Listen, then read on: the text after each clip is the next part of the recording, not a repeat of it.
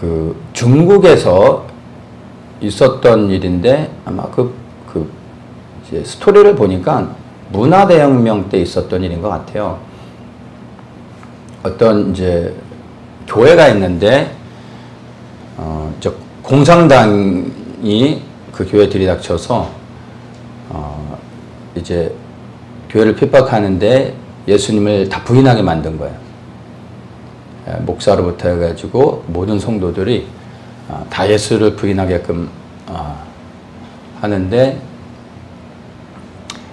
목사님을 협박해서 이제 부인하지 않으면 죽이겠다고 하니까 이 중국 목사님이 예수님을 부인했어요.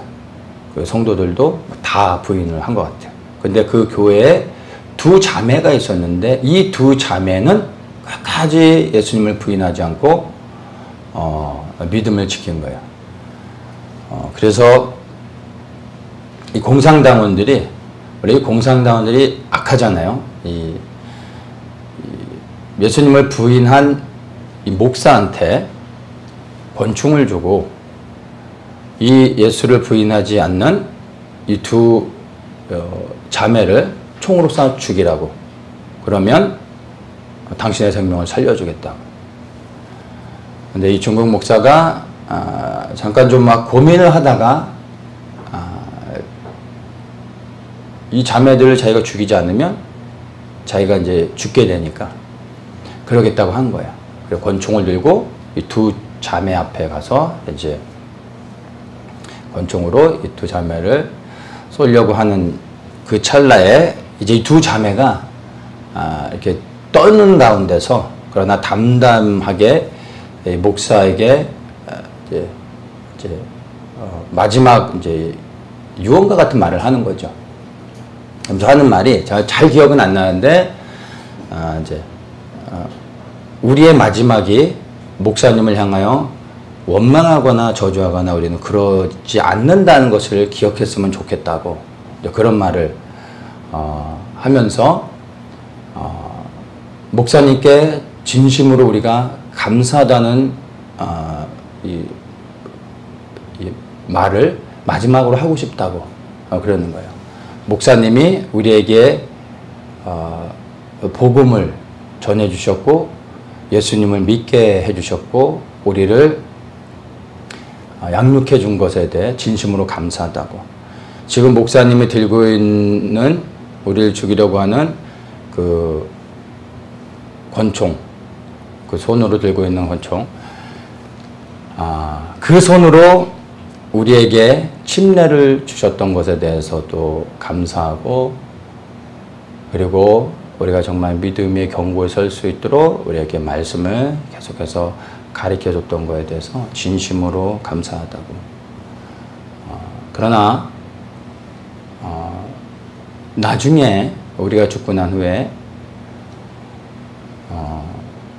혹시 주님께서 회개하는 마음을 주셔서 목사님이 한 행동에 대해서 그리고 예수님을 부인했던 것에 대해서 돌이켜 진심으로 회개하게 될 때 가룟 유다와 같이 마무리하지 말고 베드로처럼 진심으로 돌이켜 회개하고 예수님을 따르는 분이 되면 좋겠다고 그런 고백을 하고 마칩니다. 그리고 이 두 자매를 이 목사가 이제 권총으로 쏴서 죽인 거예요.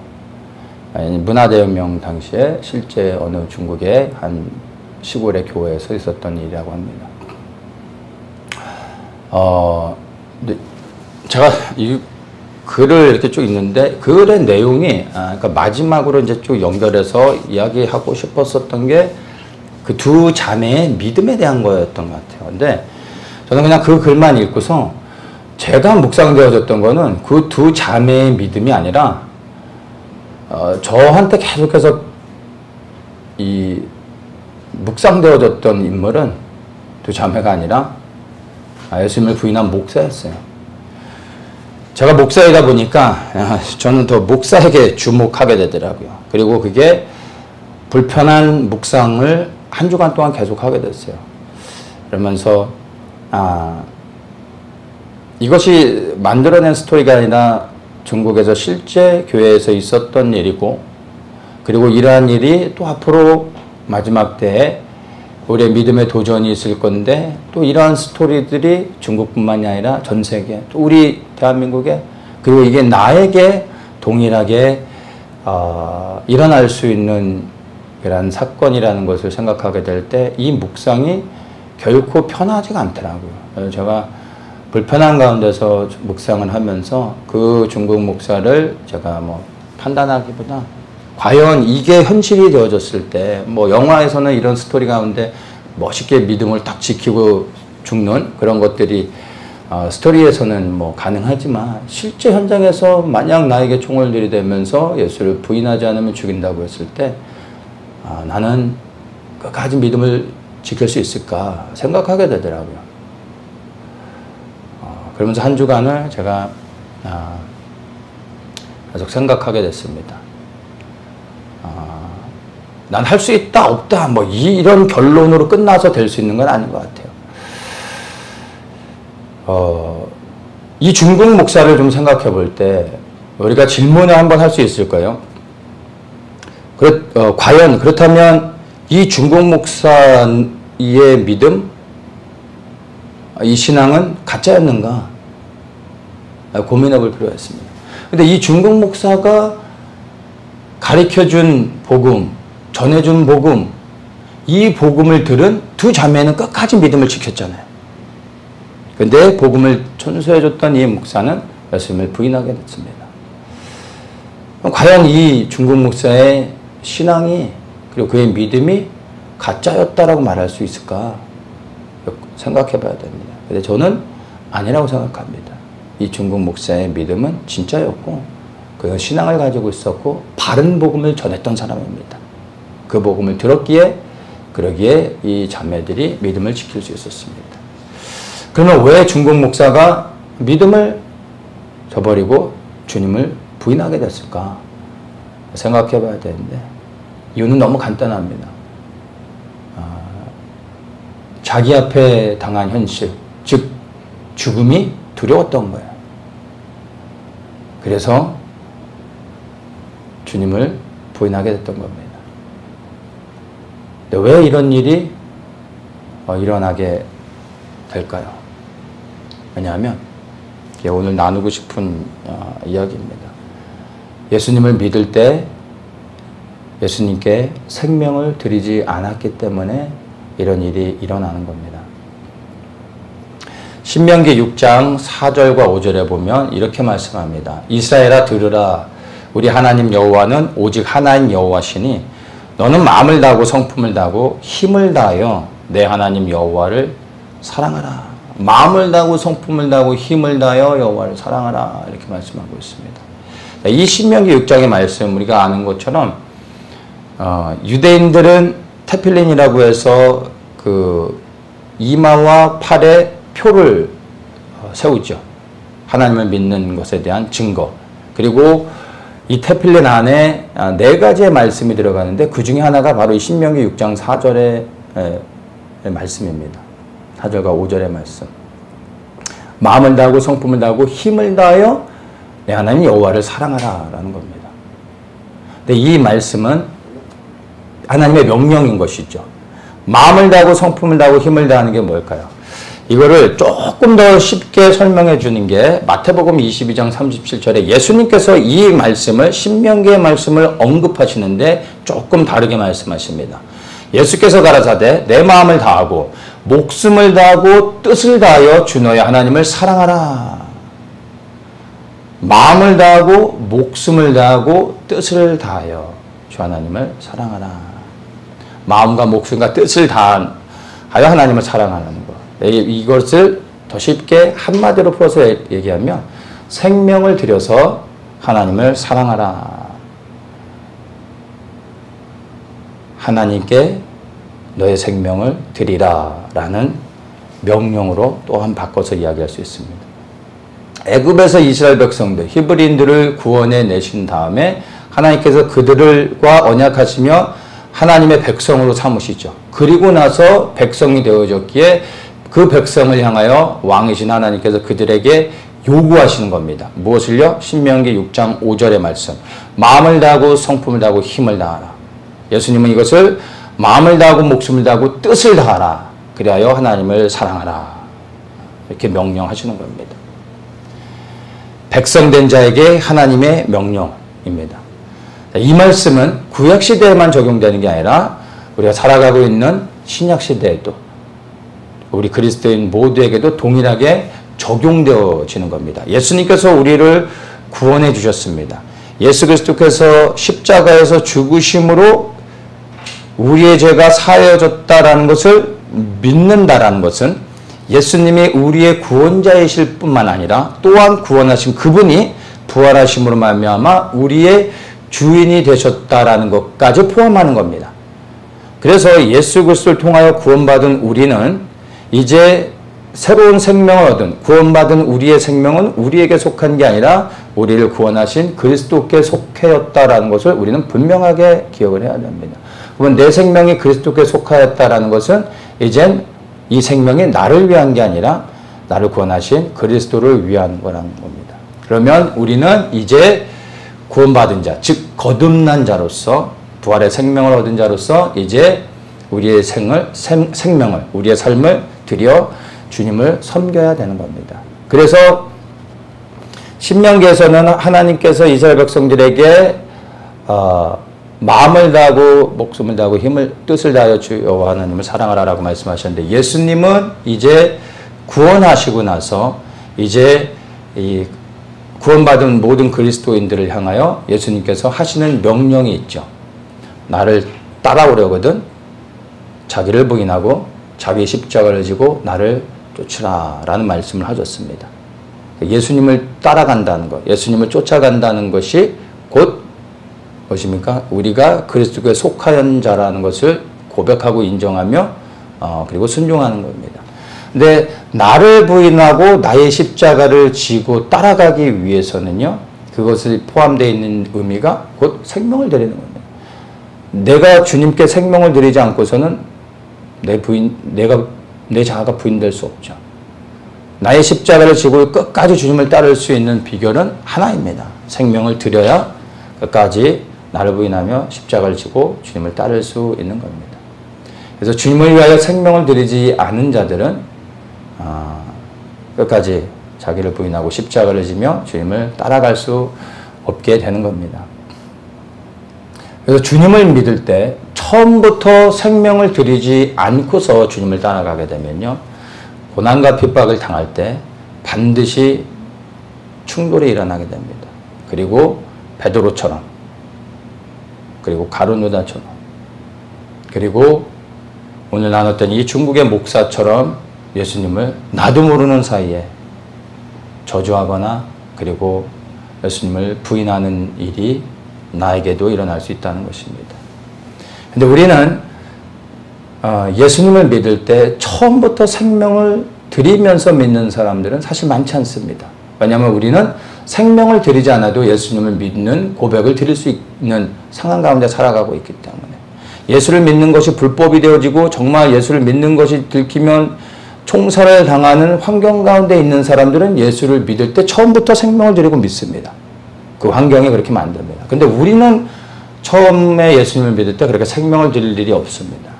그러지 않고서도 주님을 믿을 수 있기 때문에 우리의 믿음이 사실은 도전받지 않아서 우리의 믿음이 진짜인지 가짜인지 아니면 그 믿음이 정말 생명이 있는 것인지 없는지 우리 스스로를 우리가 판단할 수 없습니다. 그래서 이런 고난이 사실은 어떤 도전들이 우리에게 때로는 필요하고 우리에게 축복이 될 수도 있습니다. 처음부터 생명을 드리지 못했다 할지라도요. 그러나 우리의 믿음은 시간이 지나면서 예수 그리스도와의 관계 안에서 점점 깊어지고 그리고 그 믿음이 성장하고 자라면서요. 결국에 마지막은 우리가 예수 그리스도께 생명을 드리는 데까지 믿음이 성장하게 됩니다. 아니 성장해야만 하는 겁니다. 그리고 정말 건강하게 믿음이 성장하는 사람은 자기의 생명을 마지막엔 드리게 되는 겁니다. 그리고 이제 오직 그리스도를 향하여 그리스도께서 세우신 표대를 향하여 흔들림 없이 나아갈 수 있게 되는 겁니다.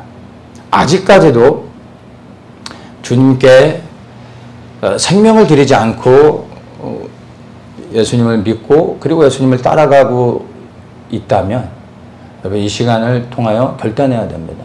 한번 질문해 보십시오. 스스로에게. 나는 생명을 드리고 주님을 따라가고 있는가?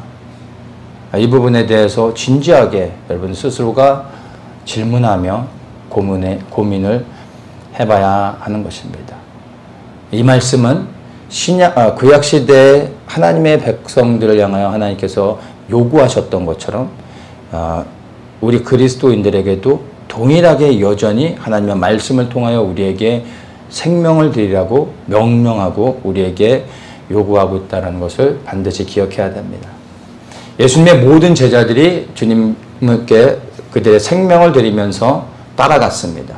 무엇으로 증명할 수 있습니까? 그들이 순교한 것으로 우리는 그들이 생명을 드렸다는 것을 알 수 있습니다.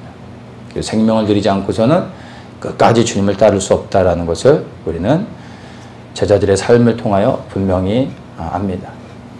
마지막 때가 되면 배도하는 일이 있게 되는데 배도하는 일의 정점이 무엇입니까? 표를 받는 것. 근데 왜 표를 받습니까? 먹고 사는 것 때문에. 무엇과 연관됩니까? 생명과 연관된 겁니다. 또한 고난과 핍박이 올 때 예수님을 부인합니다. 이 중국 목사처럼 또 앞으로 우리에게 일어날 수 있는 일들, 예수 그리스도를 믿는 게 불법이 되어진 오직 예수 그리스도만이 구원자라는 것을 거부해야 되는 상황 가운데 우리가 믿음을 지킬 때 우리가 죽음에 처할 수도 있습니다. 그때 많은 사람들이 그리스도를 부인할 겁니다. 왜 부인합니까?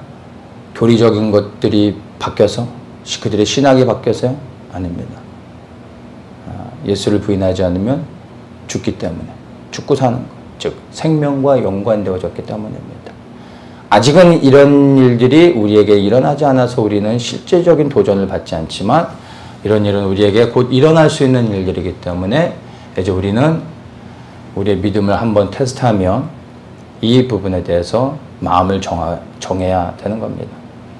사도행전 20장 24절에 바울이 이런 고백을 합니다. 나의 달려갈 길과 주 예수께 받은 사명, 하나님의 은혜의 복음 증거하는 일을 마치려면 나의 생명을 조금도 귀한 것으로 여기지 아니하노라.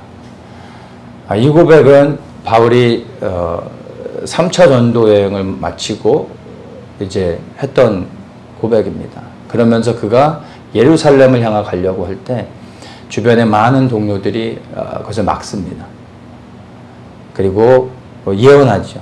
예루살렘에 가면 너는 붙잡히게 되고 죽음을 당할 수 있다라는 이야기도 해줍니다. 그때 바울이 했던 고백이 사도행전 21장 13절에 이렇게 말합니다. 나는 주 예수의 이름을 위하여 결박받을 뿐 아니라 예루살렘에서 죽을 것도 각오하였노라. 아마 바울은 자기가 예루살렘으로 가면 붙잡히게 되고 끝내는 죽게 될 거라는 것을 알았을 거라고 저는 생각을 합니다. 그럼에도 불구하고 그가 갔던 이유는 그게 그를 향한 하나님의 부르심이었기 때문에 그는 흔들림 없이 죽음을 넘어 순종하는 것을 보여준 것입니다.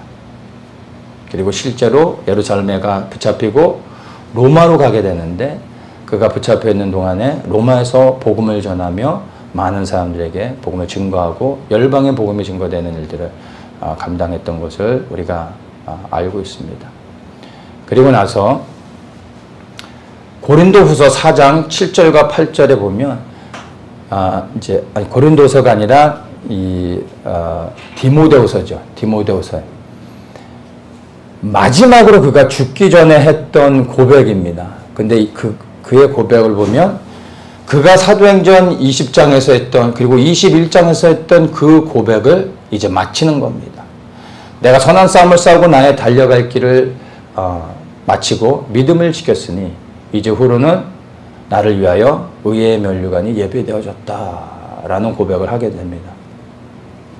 바울은 그가 많은 사람들 앞에 했던 고백 이것을 끝까지 지켰습니다. 그리고 이제 곧 그가 형장의 이슬로 죽음을 당하게 될 것을 직감하고 이 디모데후서를 마지막으로 그의 제자인 디모데에게 유언과 같이 쓰며 마지막으로 남긴 고백의 글인 것입니다. 바울은 예수님께 생명을 드렸습니다. 그리고 끝까지 믿음을 지켰습니다. 그랬더니 바울이 고백하죠. 나를 위하여 의의 면류관이 예배되어졌다. 생명의 면류관을 그가 얻게 되었습니다. 그의 눈이 열려져 환상 가운데 이제 곧 그가 얻게 될 영원한 생명의 면류관을 그가 보지 않았을까 생각을 합니다. 이제 우리도 바울의 본을 따라 생명을 드리고 주님을 끝까지 따르기를 원합니다. 이 고백이 우리의 입술을 통하여 먼저 선포되어질 때 우리의 영이 듣습니다. 그리고 이 고백을 우리가 계속해서 끊임없이 선포하고 이 믿음의 고백을 지켜갈 수 있도록 주의 은혜를 구할 때 우리의 영을 강건케 해주실 것이고, 그리고 우리의 육은 쇠하여지지만 곧 사라질 것이지만 그러나 우리의 영을 영원히 보존하시며 부활의 생명을 통하여 영혼육의 강건함을 온전히 회복되어져 주님 앞에 세우실 것을 우리가 믿으며 이 믿음의 고백을 선포할 수 있게 되는 겁니다. 이 고백을 드린 자들, 예수 그리스도께 생명을 드린 자들만이 끝까지 믿음을 지킬 뿐만 아니라 영원한 생명을 얻을 것이고, 다가오는 우리 앞에 놓여진 수많은 핍박과 환난 가운데서 끝까지 주님을 우리가 따르며 순종할 수 있게 되는 능력이 되어질 것입니다. 우리 로마서 14장 7절에서 9절까지의 말씀을 우리가 마지막으로 한번 다 같이 우리 선포하면서 말씀을 마치면 좋겠습니다. 이 바울의 고백이 우리에게 필요한 고백이요 또한 우리의 진실된 고백이 되기를 정말 간절히 원합니다. 우리 7절에서 9절까지의 말씀 우리가 한 목소리로 함께 한번 선포하겠습니다. 우리 중에 누구든지 자기를 위하여 사는 자가 없고 자기를 위하여 죽는 자도 없도다. 우리가 살아도 주를 위하여 살고 죽어도 주를 위하여 죽나니 그러므로 사나 죽으나 우리가 주의 것이로다. 이를 위하여 그리스도께서 죽었다가 다시 살으셨으니 곧 죽은 자와 산 자의 주가 되려 하심이니라. 아멘. 기도하겠습니다.